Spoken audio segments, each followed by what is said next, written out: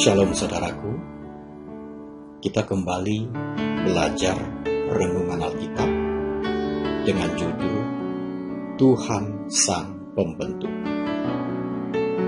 Pada kesempatan ini, kita mempersiapkan terlebih dahulu dari kitab Yesaya 45 ayat 9 sampai 13. Di sini kita akan mengutip ayat yang ke-9.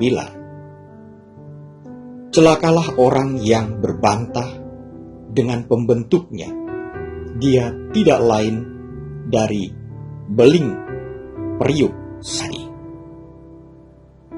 Saudara yang kekasih, rasanya bagi kita tidak asing jika kita membaca kalimat Tuhan Sang Pencipta atau Tuhan Sang Penyelamat.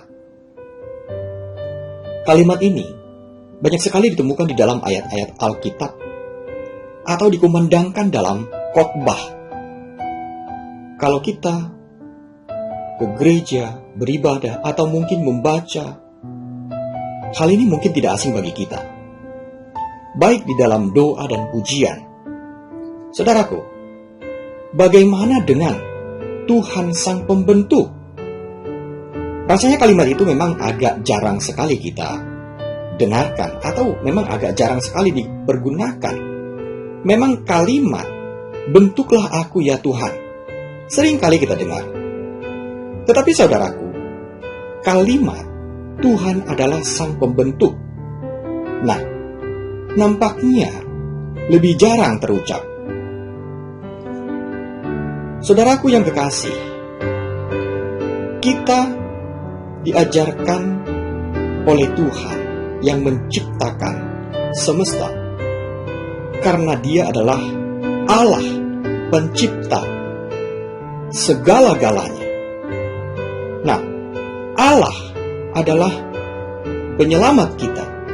Tuhan, Dialah yang membentuk kita. Atau tahukah saudara bagaimana saudara terbentuk di saat berada di dalam rahim kandungan ibu? Apa kita tahu kapan kita terbentuk? Yang tahu hanya Tuhan. Secara eksplisit, ya, kalau kita membaca Tuhan itu yang membentuk. Nah, di sini memang agak susah dijelaskan ya.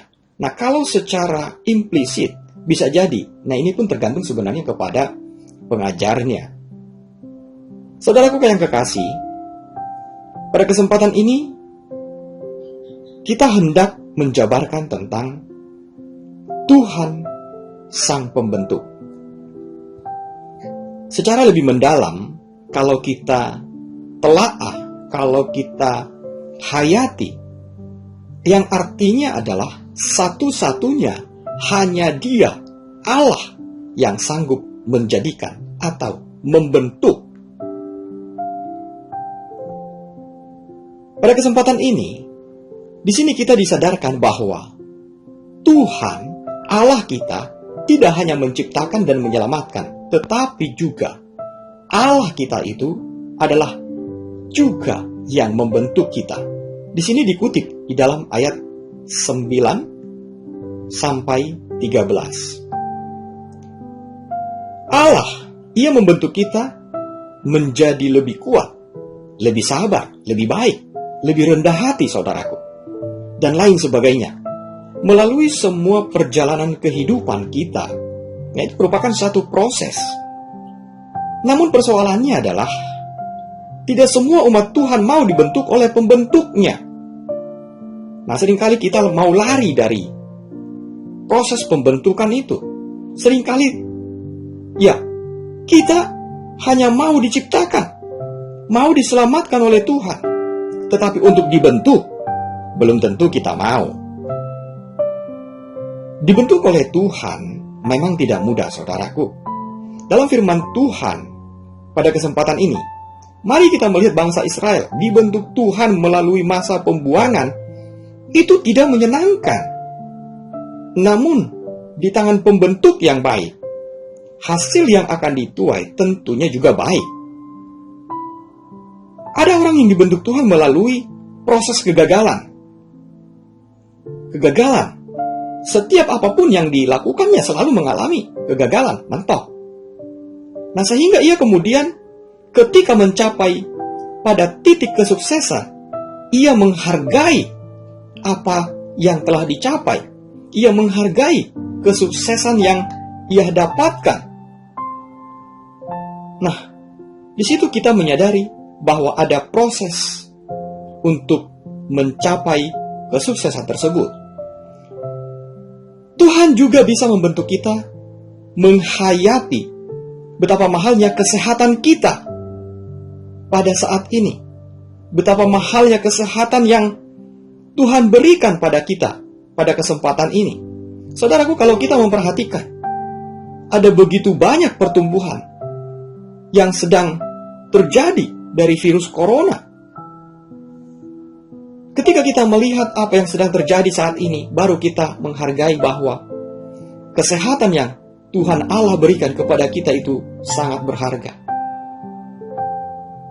Tentunya saudaraku, untuk melewati proses di dalam pembentukan itu dibutuhkan ketekunan, dibutuhkan ketaatan dan kemauan untuk selalu mengandalkan Tuhan.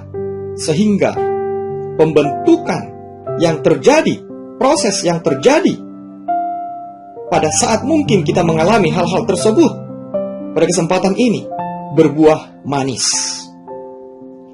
Saudaraku, mau nggak kita terus-menerus dibentuk olehnya? Atau jangan-jangan kita justru seringkali banyak berbantah kepadanya, berbantah kepada Allah pembentuk kita, berbantah kepada Allah pencipta kita. Maukah kita menjadi tanah liat yang dibentuk, menjadi sosok yang berguna, atau kita malah menjadi beling periuk yang tidak ada gunanya sama sekali, saudaraku? Semoga kita semua memiliki tujuan dalam proses pembentukan untuk mendatangkan kemuliaan bagi Allah kita, untuk menjadi saluran bagi berkat sesama kita, bukan hanya bagi keluarga kita, tetapi juga bagi masyarakat di mana kita tinggal, dan juga bagi perusahaan di mana kita bekerja, dan juga bagi bangsa dan negara kita, Indonesia ini. Mari saudaraku, saudara dan saya, kita sendiri yang menentukan pilihan. Selamat menentukan pilihan, saudaraku. Mari kita berdoa. Ya Allah Tuhan kami, bentuklah kami seturut dengan kehendak-Mu, seturut dengan rencana-Mu, sehingga kami dapat terus-menerus memuliakan nama-Mu yang Maha Kudus, ya Allah. Kami mengucap syukur untuk segala sesuatu proses di dalam kehidupan kami, karena kami percaya kami dibentuk untuk tujuan dan kemuliaan bagi nama-Mu, ya Bapa. Di dalam nama Tuhan Yesus, amin. Saya Maruli Tuasinambela, Tuhan memberkati.